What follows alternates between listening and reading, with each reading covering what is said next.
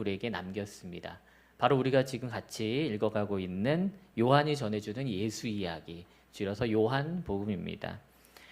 그는 우리에게 예수를 소개해주고 싶었어요. 그러니까 어떻게 하면 이 예수를 우리에게 잘 드러날 수 있게 소개할 수 있을까 굉장히 깊은 고민에 빠졌습니다.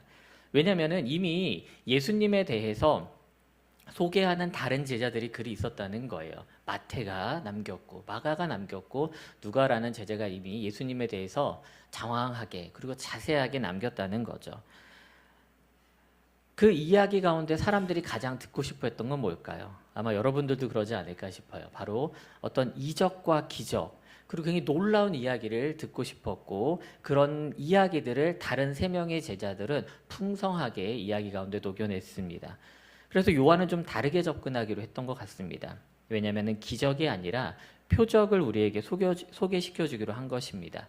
그래서 우리가 요한복음을 우리가 항상 읽어 내려갈 적에 요한이 이 요한복음을 쓴 목적을 잊어서는 안 돼요. 우리가 예전에도 요한복음을 시작할 때도 한번 같이 읽었던 말씀이죠. 한 번 더 다시 보겠습니다. 요한복음 20장 30절과 31절 말씀 같이 보겠습니다. 시작. 예수께서 제자들 앞에서 이 책에 기록되지 아니한 다른 표적도 많이 행하셨으나 오직 이것을 기록함은 너희로 예수께서 하나님의 아들 그리스도이심을 믿게 하려 함이요 또 너희로 믿고 그 이름을 힘입어 생명을 얻게 하려 함이니라. 아멘. 사실 다른 복음서를 보면요, 기적과 같은 이야기 굉장히 많이 나옵니다. 근데 요한복음은 단 7개의 표적만을 우리에게 소개합니다. 그리고 용어도 기적이나 이적이 아니라 표적이라는 단어를 사용해요. 의도적으로 사용하는 겁니다. 우리가 마태, 마가, 누가복음을 합쳐서 공관복음서라고 합니다. 같은 시견으로 같은 시야로 본 복음서라고 말을 하는데, 그 복음서에서는 예수님이 일으키신 기적을 이적이라고 소개를 해요. 영어로는 이제 미라클이라고 번역이 되어 있고요. 이게 이제 헬라어 원문에 보면은 디나미스라고 합니다. 이 뜻은 조금 더 깊이 들어가면은 이 초자연적인 어떤 일을 행하는 능력 같은 걸 말해요. 그러니까 내가 권세, 능력, 힘이 있다라는 것을 보여준다라는 거죠. 근데 요한은 의도적으로 표적이라고 말합니다. 영어로는 사인입니다. 사인. 헬라어로는 세메이온이라고 해서 다른 뜻을 가지고 있는데 이건 표적, 표시 이런 건데요. 조금 더 깊은 뜻은 어떤 신호를 보내다 또는 지시하다, 알리다, 가리키다 이런 뜻을 가지고 있어요. 그러니까 정리하면은 공관복음서에 말하는 이적은 어떤 창조주와 동일하신 예수님의 세상을 다스리는 힘과 능력을 드러내는 그런 뜻이라면은 이 표적은 그 사건 자체가 아니라 그 사건이 가리키고 있는 그 무언가가 있음을 알리고 싶었다는 거죠. 그래서 오늘 말씀의 제목이 뭐죠, 여러분들? 예, 표적의 끝자락입니다. 표적의 끝자락. 우리 그런 얘기 들어보셨죠? 종종 사람들이 손가락으로 무언가를 가리켜요.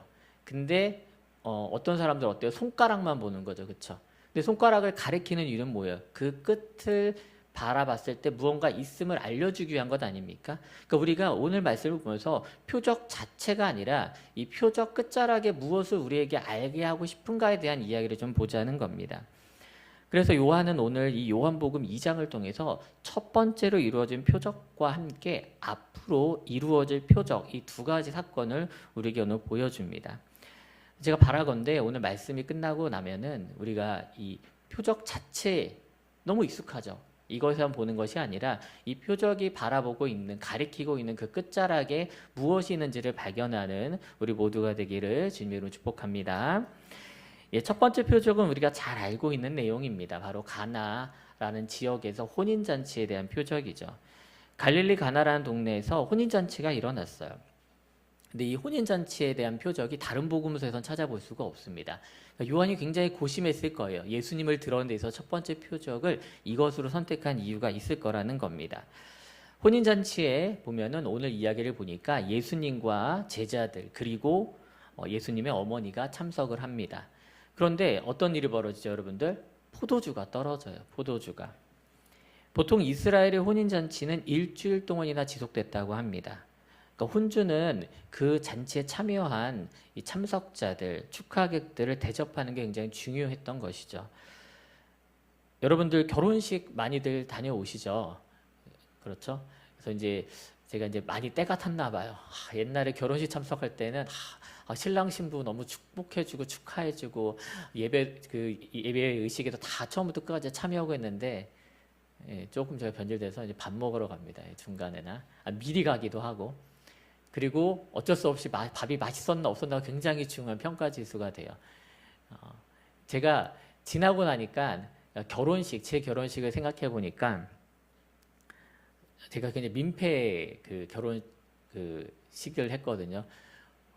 사역자였는데 크리스마스 오후 했습니다.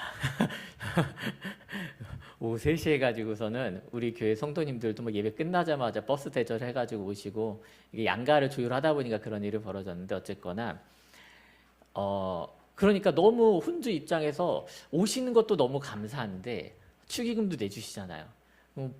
보답할 게 하나밖에 없는 거예요. 맛있는 음식, 극진한 대접을 해드리고 싶었던 거죠. 그래서 다행히 좋은 저는 평가를 받아서 나중에 끝나고 나서 밥이 너무 맛있더라 이런 평가를 받아서 참 감사했던 기억이 있습니다. 이처럼 음식이 먹을 게 없거나 맛없으면은 이 결혼을 축하해도 약간 마음이 약간 허한 게 사실인데요. 오늘 사건을 보니까 예수님이 초대받으신 혼인잔치 포도주가 떨어진 거예요. 근데 큰 문제가 발생한 거죠, 이건요. 근데 이상하게도 이 문제에 대해서 보면은 연회장도 있고 혼주 축도 있을 텐데 그 사건에 대해서 예수님의 어머니가 예수님께 말을 해요. 이런 사건이 발생됐습니다. 이런 문제가 발생됐습니다. 신기하죠? 근데 또 예수님의 대답은 더 놀라워요. 그게 나랑 뭔 상관입니까? 굉장히 냉담합니다. 나와 상관없다면서 하시는 덧붙이는 말씀이 뭐냐면은 아직 내 때가 이르지 아니했다라고 말을 하십니다. 그럼에도 예수님의 어머니는 뭐라고 해요? 하인들을 시켜다가 따로 얘기를 해요. 예수님께서 무슨 말씀을 하시거든 그대로 행하라. 무언가 기대하고 있었다는 거죠. 이후 이뤄지는 일들을 통해서 우리는요, 이 가나 혼인잔치 표적이 의미하는 첫 번째 뜻을 발견할 수 있는데요. 바로 말씀이 우리 가운데 거하셨다는 겁니다. 앞서 말씀드린 대로 예수님은 그 어머니의 요청에 기대하지 않게 굉장히 차갑게 냉담하게 반응을 하시죠. 어머니는 예수님이 뭐라도 좀 해주셨으면 하는데 그렇지 않았다는 거예요. 사실 우리의 삶도 역시 그렇지 않습니까? 우리가 늘 주님과 동행한다고 하고 예수님과 함께 살아간다고 기대하고 말은 합니다. 근데 어떤 때가 발생돼요? 내가 기대한 때, 이때 예수님이 나에게 삶에 개입해 주셔서 변화를 일으켜 주시고 내 삶에 직접 책임져 주시고 뭔가 큰일이 이루어졌으면 좋겠는데 내가 기대하던 때에 이루어지지 않는다는 거예요. 그러니까 내 때와 예수님의 때가 다르다는 겁니다.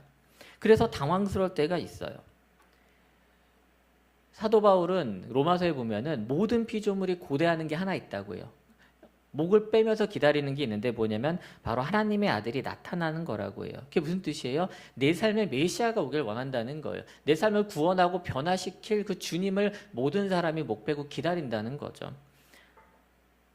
하지만 요한복음은 예수님이 아직 내 때가 아니라고 말하면서 사람들의 기대를 떨어뜨립니다. 하지만 우리가 잊지 말아야 될 게 있어요. 요한복음을 시작하면서 요한은 뭐라고 말합니까? 예수님이 어둠 가운데 빛이 되어서 우리 가운데 거하기 위해서 오셨다라고 말해요. 예수님의 목적이 확실하다는 거예요. 우리 가운데 거하기 위해서, 우리와 함께하기 위해서, 임마누엘을 성취하기 위해서 우리 가운데 말씀이 육신되어 분명히 오셨다는 겁니다. 근데 이거는 그냥 함께하겠다는 뜻이 아니잖아요, 여러분들. 뭐예요? 오셔서 우리 삶 깊숙이 들어와 우리 삶을 변화시키고 바꾸겠다라는 선언입니다. 지난주와 이번 주에 이어서 우리가 함께 부른 찬양 가운데 복되다가 뭐죠? 제가 제목 찬양 정확히 나의 삶은 복되다. 영서자매가 처음에 소개해 주셨을 때 곡이 좀 익숙지 않아 좀 어려웠어요. 그래서 거짓말 안 하고 하루에 4-5번 계속 들었어요. 막 출근할 때 듣고 퇴근할 때 듣고 차량 운행할 때 듣고 계속 들었어요. 이제 입에 붙어가지고 찬양이 자연스럽게 나오는데 곱씹을수록 참 너무나도 은혜로운 고백이 되더라고요. 제가 형준 목사님처럼 설교 중에 찬양은 못 부르겠어요, 제가. 근데 가사를 읽어드릴게요. 가사가 이렇게 나오죠. 오늘 우리 함께 고백했던 찬양 가사입니다. 아버지의 때를 기다리며 내 원함을 꺾어도 보고 주의 뜻이 이루어지길 구하며 울 수 있어 영광이라. 모든 사람들이 때를 기다려요. 아버지의 때를 기다리는 거죠. 그러다 보니까 이루어지지 않으니까 어때요? 내가 이걸 바라는데 때가 안 돼요. 그러니까 어쩔 수 없이 아버지 제가 원하는 게 오늘 아버지의 뜻이 아닐 수도 있겠네요. 꺾어도 보는 거예요. 마음은 아프죠. 내 소원과 하나님의 때가 다른 것 같으니까. 그러면서 우리는 어때요? 내 뜻이 아니라 주님의 뜻이 이루어지길 기다리는 거예요. 그러면서 사실 우리는 어때요? 울어요.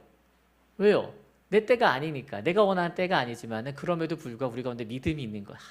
주님께서 때가 되면 이루시겠지. 그러면서 우리는 뭘 바라보는 겁니까? 주님의 영광을 바라본다는 겁니다. 포도주가 떨어진 잔치 같은 우리의 삶 가운데 주님이 이렇게 오시는 거예요, 여러분들. 그리고 우리 가운데 이제 주님이 일을 하기 시작하시는 겁니다. 그 일이 뭡니까? 바로 끝나가는 잔치 같은 우리의 삶을 주님께서 이어가신다는 겁니다. 그래서 두 번째 이 표적이 우리에게 의미하는 것은 바로 끝나가는 잔치를 이어가신다는 겁니다. 사건이 어떻게 진행됩니까? 혼인잔치 한켠에 보니까 정결의식에 사용하는 큰 돌 항아리 6개가 있었다라고 성경은 말합니다. 최소한 80에서 한 100리터 정도는 되었다라고 예상을 하고 있습니다. 꽤 큰 거죠, 여러분들. 유대인들은요, 음식을 먹을 때마다 이 율법에 따라서 정결한 상태에서 먹는 것을 굉장히 중요하게 여겼어요. 그러니까 단순히 뭐 손을 씻는 용도의 물 항아리 이런 게 아니었다는 거예요. 율법을 지키기 위해서 굉장히 애썼다는 겁니다. 근데 문제는 뭐예요? 잔치가 망하게 생긴 거예요. 잔치 자체가. 본의 아니게 잔치가 끝나기 직전이라는 겁니다. 예수님은 이때 본격적으로 이 상황에 개입하기 시작하시죠. 그리고 완전히 상황을 역전시키십니다. 바로 물을 포도주로 바꾸는 표적을 일으키시는 거죠. 이 표적을 통해서 우리는 이 끝나가는 잔치를 계속 이어나가시는 주님을 만나게 되는 겁니다. 예수님의 표적은요, 이 첫 표적은 우리에게 분명히 의미하는 바가 있습니다. 사실 우리 모두 어때요, 여러분들? 한때는 예수님과 상관이 없는 사람이었어요. 예수님과 우리는 거리가 있고 전혀 삶에 연관이 없는 것 같은 때였다는 겁니다. 예수님을 몰랐던 사람도 있고요.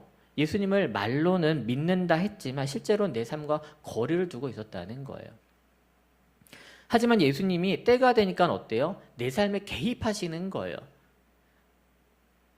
혼주도 아니고 연회장도 아닌 예수님께서 그 끝나가는 잔치 가운데 직접 개입하시기 시작하셨다는 거예요.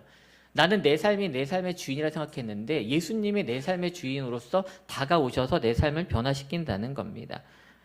그래서 포도주가 떨어져 가는 그런 잔치 같은 내 삶에 예수님께서 도리어 참여하심으로 개입하심으로 어떻게 하십니까? 내 삶이 풍성해지는 거예요, 여러분들. 물이 포도주로 변하는 놀라운 표적으로 우리가 은혜 가운데 살아감을 경험하게 되는 놀라운 삶을 체험하게 된다는 겁니다. 즉 율법처럼 나를 매는 것이 아니라 말씀이 육신이 되어 내 삶에 거하기로 작정한 주님께서 바로 일하기 시작하신 겁니다. 그래서 결국은 이 첫 번째 표적을 통해서 제자들과 같은 우리는 반응을 하게 되는 거예요. 오늘 본문 2장 11절 말씀 같이 보겠습니다. 시작. 예수께서 이 첫 표적을 갈릴리 가나에서 행하여 그의 영광을 나타내심에 제자들이 그를 믿으니라. 아멘. 예수께서 이 첫 표적을 통하여서 결국은 얻고자 하셨던 게 뭡니까? 바로 그의 영광을 드러내신 거예요. 주의 주되심을 드러내는 겁니다. 동시에 그를 따르던 제자들 가운데 믿음이 생기게 하신 거예요. 이것을 우리의 삶으로 바꾸면 어떻게 됩니까? 예수께서 첫 표적을 내 삶에 나타내신 겁니다. 내 삶에서 행하신 거예요. 그걸 통해서 뭐 하십니까? 주님의 주되심을 우리의 삶 가운데 영광을 드러내시는 겁니다. 동시에 뭘 바라세요? 여러분들 각자가 내가 주님을 믿길 바라시는 거예요. 그게 바로 표적 끝자락에 있는 우리에게 바라시는 것임을 알기 원합니다. 그래서 우리 삶 가운데 이 가나의 표적이 시작된 것처럼 우리의 삶 가운데도 분명히 주님께서 개입하셔서 여러분들 각자의 삶 가운데 이 가나의 혼인잔치와 같은 표적이 이루어질 줄 믿습니다. 아멘. 두 번째 우리가 오늘 본문에서 발견할 수 있는 13절 이하의 두 번째 스토리가 이어지는데요. 바로 무너지는 성전을 세우는 표적에 대한 이야기입니다. 소위 성전 정화 사건이죠. 이 이야기는 다른 복음서에서도 모두 발견할 수 있는데 차이점이 있다면은 다른 복음서에서는 대부분 이 사건이 굉장히 끝자락에 나와요. 예수님께서 다른 복음서는 일렬로 사실 사건에 대한 진행을 합니다. 그래서 예수님께서 갈릴리 가나에서 예루살렘 성전으로 내려오시는 방향으로 이야기가 진행되다 보니까 이 성전 정화 사건이 제일 끝자락에 나오는데, 요한복음을 읽어가다 보면은 오늘도 이제 유월절을 맞이했는데 유월절을 3번 예수님께서 방문하시는 사건이 나옵니다. 요한은 이 성전 정화 사건을 의도적으로 앞으로 배치한 것 같습니다. 그리고 방금 이 가나에서 있었던 혼인잔치와 연결하기 원했던 것 같습니다. 그래서 이 이야기가 다른 복음서와 다르게 이렇게 배치된 것이죠. 그만큼 중요하다는 겁니다. 6월절이 다가오니까 예수님이 예루살렘 성전에 가셨어요. 성전 안에 갔더니 어떤 일이 벌어지고 있습니까, 여러분들? 희생제물을 파는 사람도 있고요. 또한 성전에서만 사용할 수 있는 돈을 바꿔주는 환전상들이 넘쳐났습니다. 그러다 보니까 무슨 일이 벌어져요? 바가지를 씌우는 거예요. 바가지를 씌우는 거예요. 근데 이게 그 장사치들만의 능력으로 가능할 건가요? 아닙니다. 무슨 뜻이에요, 이건요? 이미 성전 안에 있었던 제사장이라던가 이 종교자들이 썩었다는 거예요. 결탁하지 않고는 이런 일이 벌어질 수 없잖아요, 여러분들. 그만큼 성전이 성전으로서의 역할과 기능을 완전히 잃어버린 상태라는 겁니다. 그러니까 예수님이 굉장히 분을 내시죠. 채찍을 만들어서 사람들의 물건을 쳐내고 윽박을 지르면서 이야기합니다. 뭐라고 말씀하세요? 어떻게 기도하는 아버지의 집이 어떻게 도적들을 소굴이 되었는가 한탄해 하십니다. 시장바닥으로 바뀐 아버지의 집을 두고 예수님께서 굉장히 분내하십니다. 그러니까 이런 난동을 부리니까 유대인들이 도리어 앞에서 나와서 얘기를 해요. 이걸 옹호하는 게 아니라, 변질된 성전에 대해서 통탄하는 예수님께 옹호하는 게 아니라 이렇게 행패를 부리는 예수님을 보고서는 네가 뭔데 그러냐고, 네가 이렇게 해도 되는 능력이 있는 사람인지 보여달라고, 표적을 보여달라고 해요. 예수님께서 뭐라고 대답하시죠? 오늘 본문 19절에서 21절 우리 같이 한번 보겠습니다. 시작.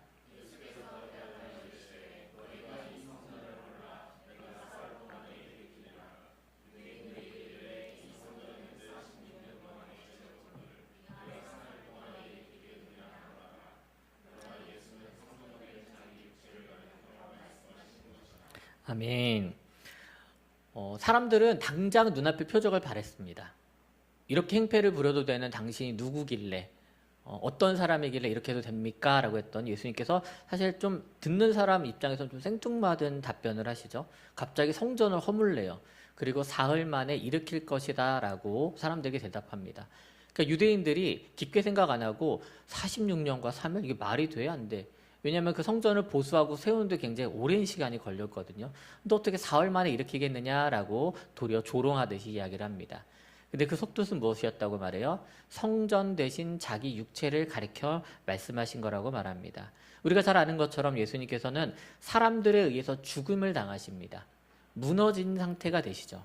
근데 어떻게 되시죠? 다시 장사한 지 사흘 만에 죽은 자 가운데서 부활하심으로 인해서 다시 세워지는 놀라운 표적을 끝자락에 보여주십니다.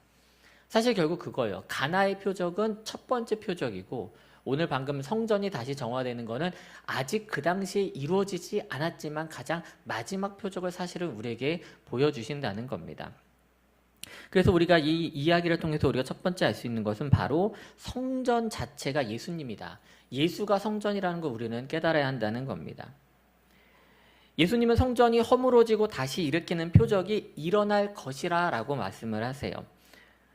근데 이때 당시에 이 사건의 중심에 있던 사람들은 이해를 못했어요.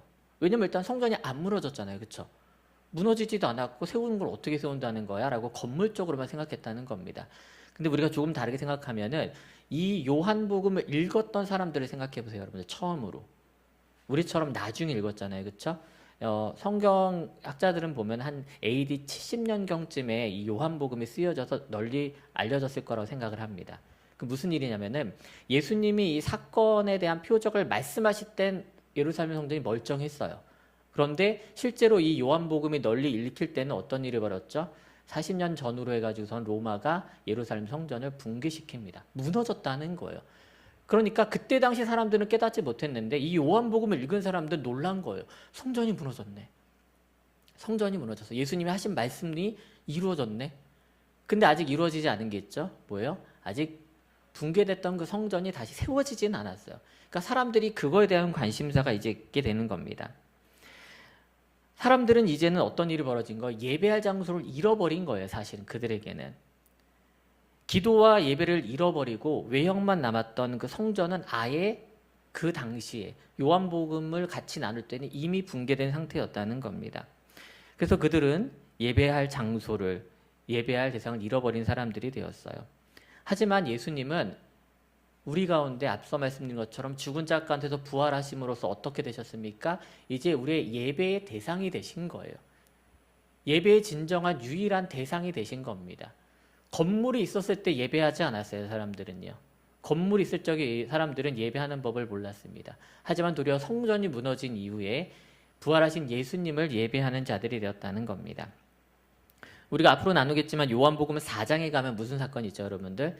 예수님께서 사마리아 여인 한 명을 만나요. 그 사마리아 여인이 나름대로 그래도 똑똑했던 것 같아요. 예수님과 이런저런 이야기를 하다가 이런 얘기를 해요. 우리 사마리아 지역에 사는 선조들은 예배를 사마리아 지역에서 하라고 하고 너희 유대인들은 예루살렘 성전에서 하라고 하는데 뭐가 옳으냐? 어디서 예배해야 되냐라고 질문을 해요. 충분히 이해할 수 있는 이야기죠. 근데 예수님의 대꾸는 어디서? 예루살렘이다, 사마리아다라고 대답을 안 해주세요. 뭐라고 대답하시나 한번 우리 같이 보겠습니다. 요한복음 4장 23절과 24절 같이 읽겠습니다. 시작.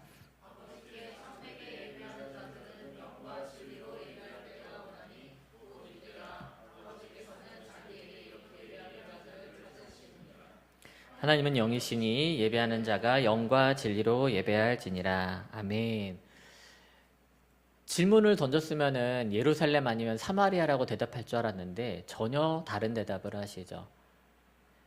예배할 때, 참된 예배가 이루어질 때가 온다. 아버지는 그러한 진정으로 예배하는 자를 찾으신다. 라고 대답을 합니다. 그러니까 예배의 장소와 어떤 형식이 중요한 게 아니라 진정으로 예배하는 게 무엇인지 깨달을 때가 온다는 거예요. 그것을 성전을 잃고 나서야 사람들은 깨달을 수 있었다는 겁니다. 우리 교회 주보를 좀 보시나요, 여러분들? 매주 똑같은 내용의 교회 소개해 보면은 우리 함께 세우는 교회가 외형적인 것에 매이지 않고 하나님을 알아가고 예배하기 원하는 분들과 참된 예배를 지향합니다라고 이렇게 기재되어 있어요. 우리의 모임의 목적은요, 여러분들 예배예요. 우리는 우리의 구원자 되신 주님을 깨달았을 때 자연스럽게 예배가 나오는데 그것은 장소나 형식이나 어떤 것에 구애받지 않는 행동입니다. 여러분들께서 삶이 예배가 돼야 되는 것이고 여러분들이 있는 곳에서 하나님의 영광을 드러내야 된다는 것이 우리가 진정으로 영과 진리로 예배하는 방식에 대한 이야기를 나누자는 거예요. 성전의 장소의 문제가 아니라. 그래서 우리가 이 성전 표적을 통하여서 진정으로 우리의 성전 되시는 예수, 우리의 예배 되시는 예수님을 깨달아 알기 원한다는 겁니다. 또한 이 표적을 통해서 우리가 두 번째 알 수 있는 내용이 우리가 성전이라는 거예요. 우리가 성전이다. 아니 예수가 성전이라더니 또 우리가 성전이야. 우리가 예수인가? 그 얘기는 아닙니다, 여러분들. 이처럼 예수님은요. 변화된 성전으로 어떤 건물의 성전이 아닌 성전으로 우리를 초대하시는 거예요, 사실은. 진정으로 예배하는 게 무엇인지에 대한 완전한 사고의 변환을 우리에게 일으켜 주시길 원하는 겁니다. 그래서 요한복음이 시작할 때부터 우리 가운데 계속해서 반복적으로 말하는 게 뭐냐면은 예수가 우리 안에 거하고 우리가 예수 안에 거하길 원한다는 겁니다. 예수님이 우리 가운데 찾아오셨다는 거예요. 매너하기 위해서, 머물기 위해서, 함께하기 위해서, 삶을 같이 하기 위해서 오셨다는 거예요.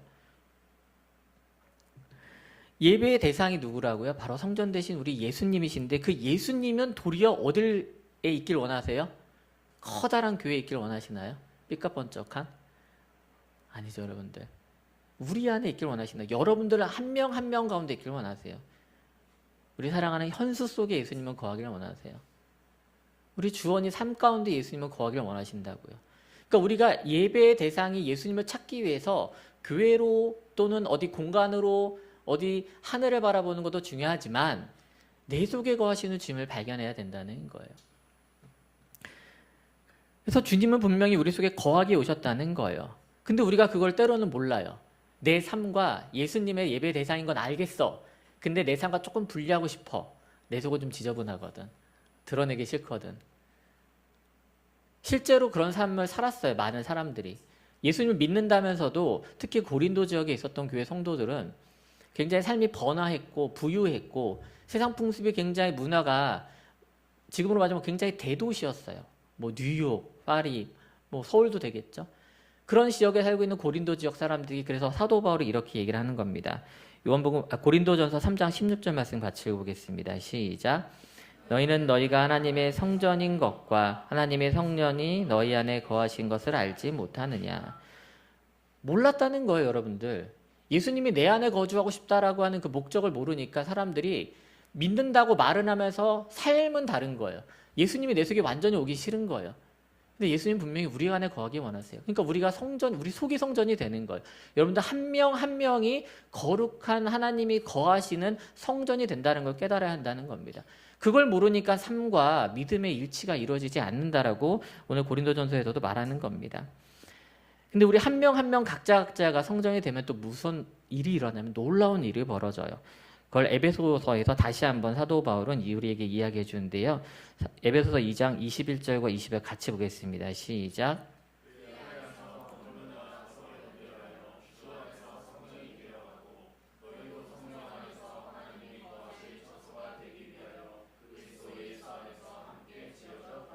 아멘.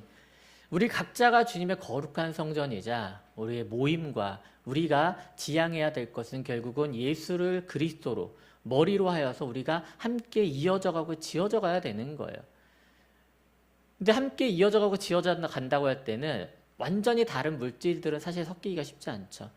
근데 우리가 지향점이 같기 때문에 뭉칠 수 있는 거예요. 우리가 연령이 다르고 사는 곳이 다르고 사회적 배경이 다르고 나이가 다르지만은 우리가 그럼에도 불구하고 이렇게 한 공동체로 모일 수 있는 것은 우리가 예수 그리스도를 주님으로 믿고 우리 각자가 주님의 성전임을 깨닫고 그 성전을 함께 지어져가며 이어져가기로 작정했기 때문이에요. 사실 우리 교회가 그런 저는 좋은 표본이 됐으면 좋겠습니다. 목사님도 그러셨겠지만 저도 그렇고 주변에서 많은 걱정을 했어요. 정말 교회가 합쳐지는 거 사실 좋게 끝나는 경우 없다. 그럴 수 있어요. 그래서 목사님과 저는 계속 이야기를 했어요. 다른 건 아니다. 우리가 다른 걸 바라지 않는다. 우리가 뭐 더 부흥하려고 또는 뭐 우리가 다시 뭐 어떻게 하는 게 아니라 함께 예배하자. 우리가 예배하고자 하는 사람들이 다시 모였으면 좋겠다. 그 한 가지 목적을 두고 우리가 뭉친 것 아닙니까? 만약 우리가 이 지향점을 잃어버리고 진짜 우리가 성전되는 것에 대한 방향성과 목적을 잃어버리면 우린 깨질 거예요. 어느 순간 다른 목적이 먼저 우선시 된다면 아마 우리는 하나님께서 예수님께서 예루살렘 성전의 붕괴에 대한 이야기 하신 것처럼 우리도 그렇게 될지 모릅니다. 우리 가운데 우리 각자가 진정한 성전이 되고 우리가 함께 성령 안에서 하나님이 거하실 처소가 되기 위해 함께 지어져 가진다면 우리의 끝자락도 그럴 수 있다라는 겁니다. 부디 바라건대 그래서 여러분들 내가 주님의 성전이 되길 바란다고 우리가 주님이 거하실 거룩한 성전이 되길 원한다는 고백이 우리 삶 가운데 있기를 주님의 이름으로 축복합니다.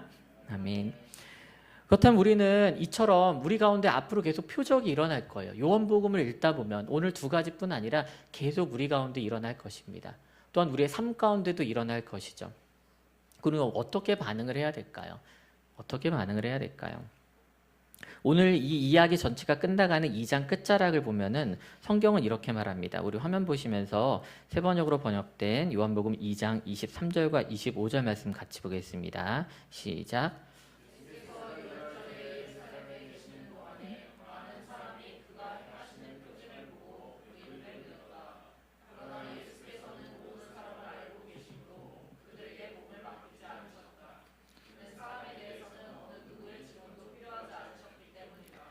그는 사람의 마음속에 있는 것까지도 알고 계셨던 것이다. 아멘. 예수님께서 가나오니 잔치에 대한 표적과 함께 성전에서의 말씀하신 걸 통해서 많은 사람들이 그 이름을 믿었어요. 그거면 되는 거 아니에요? 근데 예수님은 그 너머에 대한 이야기를 더 하십니다. 모든 사람들을 예수님은 알고 계셨어요. 각자 어떤 사람들을 알고 계셨다고요. 근데 예수님이 희한하게도 그들에게 몸을 맡기지 않으셨대요.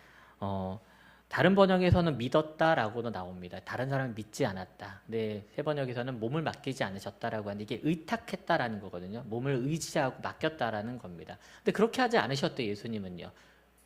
일단은 예수님은 다른 사람의 증언이 필요 없는 분이시기도 하셨고, 또 하나 각자 사람들 속에 있는 속마음을 알고 계셨다는 겁니다. 이게 무슨 말이냐면은 그 이름을 믿었다라고 말을 하지만 실제로는 그 사람들 속에 있었던 믿음이 진정한 믿음이 아니었다는 거예요. 그 이야기를 우리가 요한복음이 흘러간 이후에 요한복음 6장 26절에서 다시 한번 발견할 수 있습니다. 우리 한번 같이 읽어보겠습니다. 시작.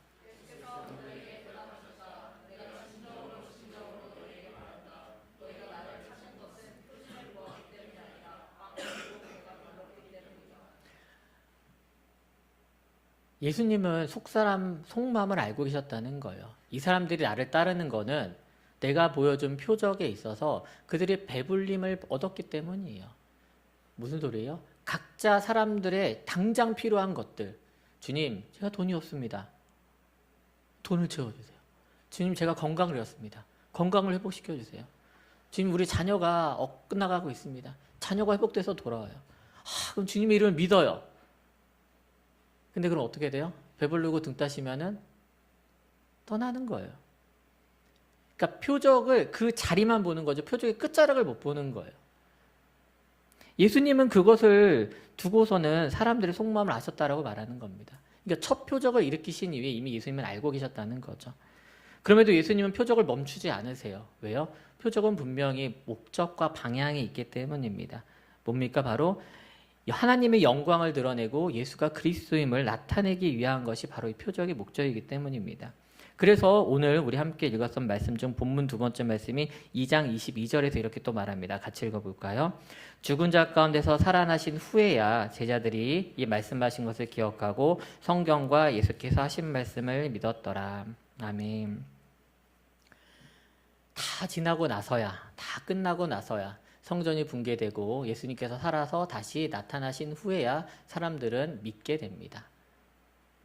사랑하는 여러분, 저는 바라건대요. 여러분들의 삶에 주님이 개입하셔서 놀라운 표적을 보여주실 때 그 손가락만 보지 않았으면 좋겠습니다. 그 손가락의 끝을 보는 그런 눈이 있기를 원합니다. 너무 늦지 않게 말씀을 기억하고 믿는 게 아니라 오늘 이 아침 내 삶에 찾아오신 그 주님을 영접하길 소망합니다. 오늘 말씀을 정리하겠습니다. 여러분들, 우리가 처음에 가나의 표적을 보았어요. 그건 시작을 의미합니다. 잔치가 끝나가는 것 같은 우리의 삶 가운데 주님이 오셔서 그 잔치를 이어가겠다라고 하는 놀라운 선포임을 믿기를 원합니다. 또한 무너진 성전을 다시 세워간다는 그 표적은 참된 예배의 대상 되시는 예수가, 주님이 우리 삶에 오셔서 다시 한번 부활의 표적을 우리에게 보여주심으로 인해서 마지막 때에 우리도 그 부활의 몸을 같이 입고 나타날 것이라는 마지막 표적을 보여주신 줄 믿습니다. 그처럼 우리는 여러분들 이 시작과 마지막 시대를 살아가고 있는 거예요. 그러면서 어떤 일이 벌어지는 거예요? 예수님이 우리 삶에 찾아오시는 겁니다. 그런데 우리가 아직 열지 못한 사람들이 있어요. 예수님께서는 문을 두드리며 함께하길 원하시는데 아직 잠깐만요. 아직 제 삶이 더 중요합니다. 아직은 제가 해야 될 일이 있습니다. 아직 주님을 다 믿지는 못하겠어요. 근데 주님은 계속 두드리시는 거예요. 여러분의 삶을 찾아오세요. 여러분들 삶에 분명히 표적을 일으키세요. 근데 그것을 모르는 사람은 어떻게 말해요? 내 삶에 운이 좋았어. 내 삶에 행운이 깃들었어. 아니에요. 여러분들 삶 가운데 예수님은 지금도 표적을 일으키시는 줄 믿습니다. 그 표적의 끝자락을 보는 믿음이 우리 가운데 있기는 합니다. 예수님은 우리의 삶의 스토리 가운데, 여러분들의 삶의 스토리 가운데 예수의 스토리를 덧입히길 원하고 계세요. 그렇게 덧입혀졌을 적에 우리의 삶이 진정으로 주님이 원하시며 주님과 동행하는 삶으로 이루어질 줄 믿습니다. 그래서 우리가 제자들이 그랬던 것처럼 우리가 오늘 함께 나누고 앞으로 나누어갈 이 말씀을 통해서 성경과 예수를 믿는 믿음이 있길 원합니다. 또한 표적의 끝자락을 바라보면서 하나님이 거하실 거룩한 성전으로 지어져 가는 우리 모두가 되기를 주님의 이름으로 축복합니다. 아멘. 우리 오늘 말씀을 기억하면서 함께 찬양을 하려고 합니다. 오늘 함께 나누실 결단 찬양은 예수 이름 높이세라는 찬양인데요. 이 찬양의 가사를 보면 이렇습니다. 많은 사람들이 예수님을 따라요. 그분을 보기 위해서 평범한 주님 앞에 무릎을 꿇어 경배합니다. 그 무릎 꿇음과 예수를 따르는 목적이 여러분들 단순히 표적 그것을 보기 위한 것이 아님을 원합니다. 그 너머 주님이 우리 가운데 원하시는 표적의 끝자락을 보면서 주님의 영광이 드러나고 우리 한 사람 한 사람 주님의 성전이 되고 주님이 그것이 거룩한 초소가 되기를 바라는 그 믿음이 우리 가운데 이루어지길 원합니다. 우리 찬양으로 같이 고백하겠습니다.